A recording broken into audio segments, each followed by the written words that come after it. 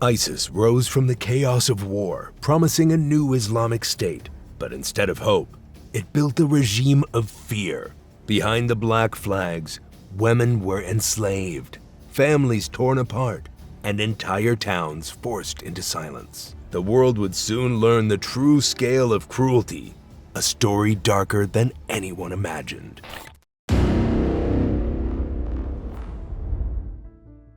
The story begins in 2003, when the United States invaded Iraq and removed Saddam Hussein from power. The invasion created a power vacuum. Many old structures of government collapsed, and Iraq fell into chaos. In that chaos, a Jordanian man named Abu Musab al-Zarqawi stepped in. He had already been involved in militant activities, but now he saw an opportunity to grow his influence. Zarqawi formed a group that eventually pledged loyalty to Osama bin Laden, the leader of al-Qaeda. This became known as al-Qaeda in Iraq. Unlike traditional al-Qaeda groups that mainly focused on attacking the West, Zarqawi's men were even more ruthless toward locals. They bombed mosques, markets, and police stations, killing thousands of ordinary Iraqis. His cruelty shocked even al-Qaeda's own leadership. In 2006, Zarqawi was killed in a U.S. airstrike. After his death, the group weakened and tried to rebuild by calling itself the Islamic State of Iraq, or ISI. For a few years, ISI struggled. Many thought the movement might fade away. But history took another turn when Syria fell into civil war in 2011. With borders collapsing, ISI fighters moved into Syria, taking advantage of the lawlessness. By 2013, the group had a new leader, Abu Bakr al-Baghdadi, an Iraqi with a background in Islamic studies. Baghdadi was different from Zarqawi. He was not only brutal, but also very organized. He expanded operations on both sides of the Iraq-Syria border and renamed the group the Islamic State of Iraq and Syria, or ISIS. Then came the year 2014. In a stunning attack, ISIS captured Mosul, Iraq's second-largest city with a population of over 1.5 million. The world watched in shock as the Iraqi army collapsed and fled, leaving weapons and equipment behind. ISIS fighters paraded through the city, showing they were no longer a small insurgent group, but a force with real power. In July 2014, Baghdadi appeared in the Grand Mosque of Mosul. Dressed in black robes, he declared the creation of a caliphate, claiming himself as the new leader of all Muslims worldwide. For many, this was the moment ISIS truly became a global threat. From this point, they set up their own government, their own laws, and their own brutal system of control. They promised people they were restoring an ancient Islamic empire, but instead of peace, they built a state of fear. They issued rule books that told people how to live, how to dress, and even how to think. For women, the rules were suffocating. In ISIS-controlled cities like Raqqa in Syria and Mosul in Iraq, women could not leave their homes without a male guardian. If they went out, they had to be fully covered in black, from head to toe. A simple mistake, like showing their hands or wearing the wrong shoes, could lead to a beating in the street. The fear of punishment was constant. ISIS formed a religious police force called the Hisbah. They patrolled daily, making sure everyone obeyed. There were even all-female Hisbah units. These women often carried sticks, whips, and guns. They punished other women for not wearing the veil properly or for speaking too loudly in public. Girls as young as 9 were forced into veils, their childhood stripped away in an instant. But clothing was only part of the control. Marriage was another weapon. Fighters could demand brides, and families had no power to say no. Fathers who refused risked arrest or worse. Widows of dead ISIS fighters were quickly remarried, sometimes only days after their husbands were killed. The group treated women like property to be passed from one man to another. Daily life became unbearable. Women lost jobs, education was cut off for girls, and freedom vanished overnight. For many, the home became a prison. And beyond that prison, an even darker reality was waiting. In August 2014, ISIS launched one of its most brutal attacks on the Yazidi people of northern Iraq. The Yazidis are an ancient minority community with roots going back thousands of years. Their faith blends elements of old Mesopotamian traditions with Islam and Christianity. For centuries, they lived mainly around Mount Sinjar, a rugged area that had been their safe haven through many waves of persecution. ISIS, however, saw them differently. The group labeled Yazidis as infidels, believing their faith was not acceptable under its twisted rules. For ISIS, this meant only two options: convert or die. When ISIS fighters stormed Sinjar in early August, the attack was sudden and overwhelming. Villages were surrounded. Men were separated from their families, marched into fields or open areas, and executed in mass killings. Human rights groups later estimated that thousands of Yazidi men were murdered in just a matter of days. Many were buried in hastily dug mass graves across the mountainside, graves that are still being uncovered today. The women and girls faced a different fate. Instead of being executed, they were captured. Reports show that about 6,417 Yazidis were taken alive. Among them were children, girls as young as 9 years old. Families were torn apart forever in these moments, with mothers ripped away from daughters and sisters split from one another. Once captured, ISIS divided the Yazidis into groups. Men and older women, especially those past childbearing age, were often killed outright. The younger women and girls were considered spoils of war. They were loaded onto trucks and transported to different cities under ISIS control, including Mosul, Raqqa, and Tal Afar, where they were treated like objects. ISIS did not leave slavery to chance. They built it into their system like it was part of normal governance. Women were not just captured. They were counted, registered, and documented in official papers. Fighters kept receipts of sales, records of ownership transfers, and even notes about children born to enslaved women. It showed a shocking level of planning. In Raqqa, ISIS created an office called the Department of War Spoils. This office worked almost like a government bureau, except instead of handling land or taxes, it controlled women. It kept lists of who owned which captive, and it arranged sales between fighters. Sometimes fighters were rewarded with slaves after battles.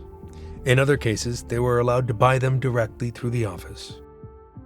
To make it appear legal under their version of religion, ISIS invented the practice of temporary marriages. These were not marriages in the true sense. They were contracts that could last a few hours, a few days, or a week at most. When the time ended, the woman could be sold again or given to another fighter. This turned women into revolving possessions, stripped of any dignity or choice. The abuse was constant and widespread. Pregnant women were not protected. Some were forced to give birth while still in captivity. Many babies were taken from their mothers and handed over to ISIS families, where they were raised to become future fighters.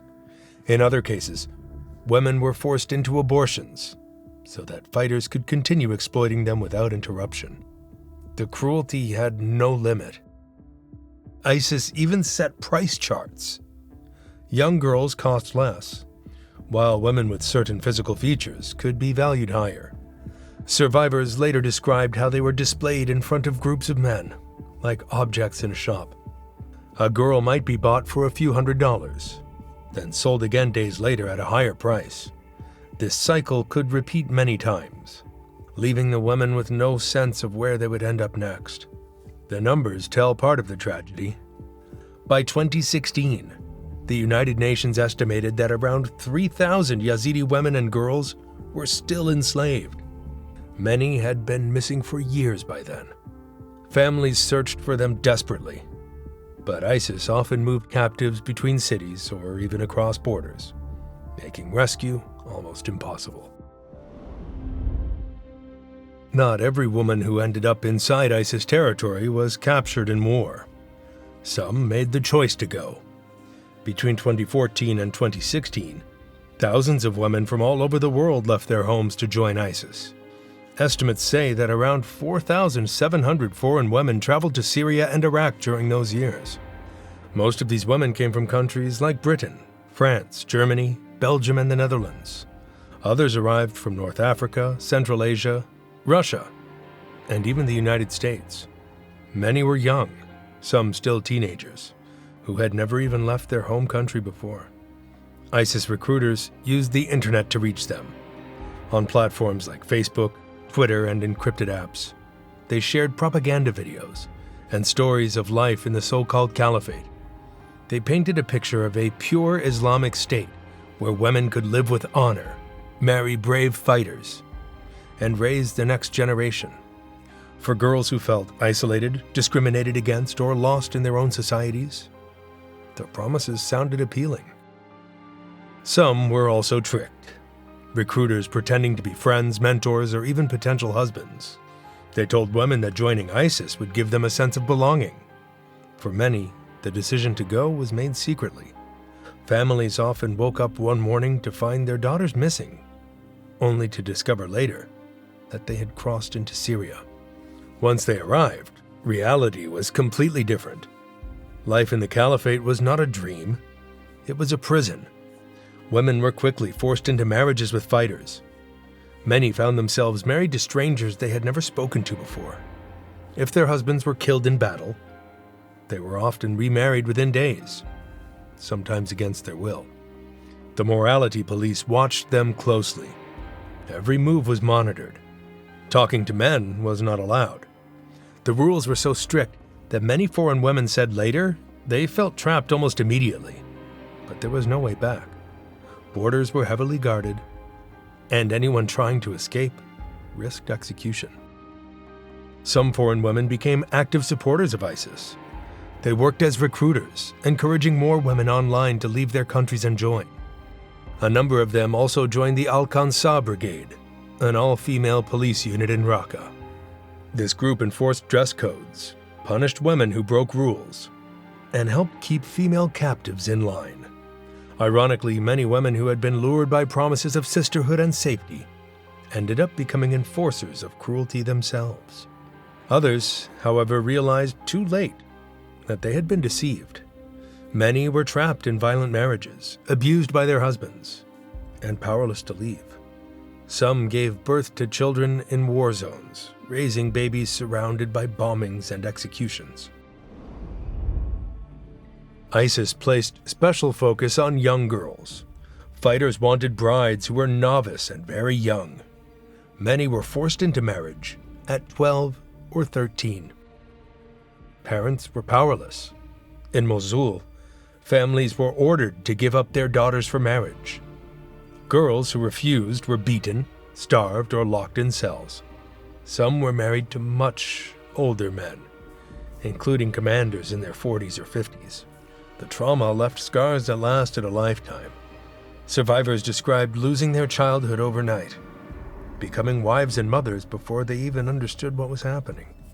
The children who were born inside the so-called caliphate had no clear future. According to estimates made by the United Nations, thousands of children had been born to foreign mothers and local fathers in Iraq and Syria. These children often had no official documents, which meant no recognized nationality. ISIS treated these children as part of its project for the future. In schools, classrooms were changed into training grounds. Lessons in science and history were replaced with long hours of religious teaching designed to build loyalty. Playgrounds became drill sites. Instead of normal childhoods, many boys were told they would grow up to be fighters, while girls were taught that their role was to marry at a young age. Foreign families who had traveled to Syria brought their children with them. Many of these children had been born in places like Britain, France, Germany, and Australia, but ended up in war zones. They lived in camps set up by ISIS surrounded by constant fear and uncertainty.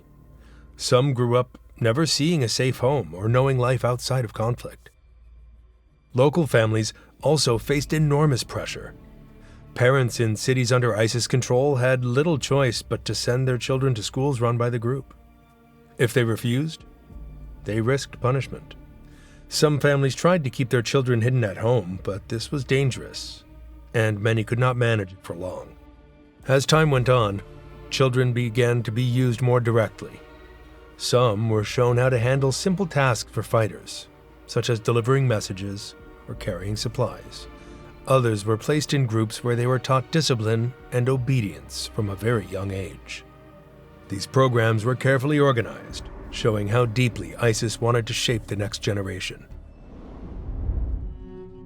ISIS prisons were another layer of horror for women. In cities like Mosul, Raqqa, and Deir ez-Zor, many women ended up behind bars. Some were accused of breaking the strict dress codes or speaking to men who weren't relatives. Others were simply Yazidi captives, locked away until fighters decided whether to sell them, trade them, or keep them as slaves. The conditions inside were unbearable. Cells meant for a handful of people often held dozens of women. There was no clean water, little food, and almost no medical care. Disease spread quickly, and many women became weak and sick. Guards used torture as punishment, in which electric shocks, beatings, and starvation were common. In some cases, women were killed publicly in the streets to scare others into obedience. One of the most feared places was Al-Qatuniya prison, near Mosul. It became known as a holding site for Yazidi women. Survivors later said that fighters would come and choose women from the cells, treating them like items in storage. Some women were taken out at night and never returned. Very few managed to escape, and those who did carried the memories of screams and suffering that haunted them for life. By 2016, as ISIS began losing territory, the group grew more desperate and started using women as suicide bombers. This was a major shift because at first, ISIS leaders had banned women from fighting. But as their power crumbled, they saw women as another resource to use. Some of these bombers were foreign wives of fighters, women who had traveled from Europe, North Africa, or Asia to join the group. They were convinced that dying in an explosion was an honor, but many others were captives, forced into suicide missions. Fighters would strap explosive vests onto them and order them to walk into crowded areas, promising their families would be spared if they obeyed. In Mosul in 2017, as Iraqi forces pushed deeper into the city, women hiding among civilians suddenly detonated bombs. They killed both soldiers and families who were trying to flee. These attacks shocked many because women were often seen as non-combatants. But under ISIS, even women and girls were turned into weapons. By 2017, the so-called ISIS Caliphate was collapsing. In July 2017, Iraqi forces retook Mosul. Only a few months later, in October 2017, Raqqa fell to the Syrian Democratic Forces. What had once been a vast territory stretching across Iraq and Syria was shrinking quickly. But as the group lost ground, the violence against women became even worse. Fighters who realized they could not win turned their rage on the most vulnerable. Some captives were executed in the streets. Others were locked inside houses that were then blown up or left to collapse under airstrikes. Survivors later said that women were sometimes buried alive in rubble, with no chance to escape. The very last battle came in Baghouz in March 2019. The small village in eastern Syria became ISIS's final stand.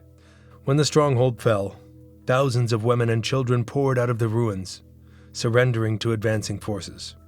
Many were widows of fighters, still dressed in black robes. Others were Yazidi girls and women who had been enslaved for years. They were thin, traumatized, and carried children born in captivity. After the fall, camps like Al-Hol in Syria quickly filled up. Inside, there were 3 groups of women, including those who had survived slavery, the wives of dead or captured fighters, and children who had known nothing but war. The camps became overcrowded, with poor food, little medical care, and constant tension. Some women, still loyal to ISIS, tried to enforce the group's strict rules, while survivors of slavery just wanted to go home. The caliphate was gone, but its damage remained as thousands of women were left in limbo. Yazidi survivors faced the hardest road. By 2020, over 2,800 Yazidi women and children were still missing. Many have never been found. Those who escaped returned home with deep trauma. In some cases, families welcomed them.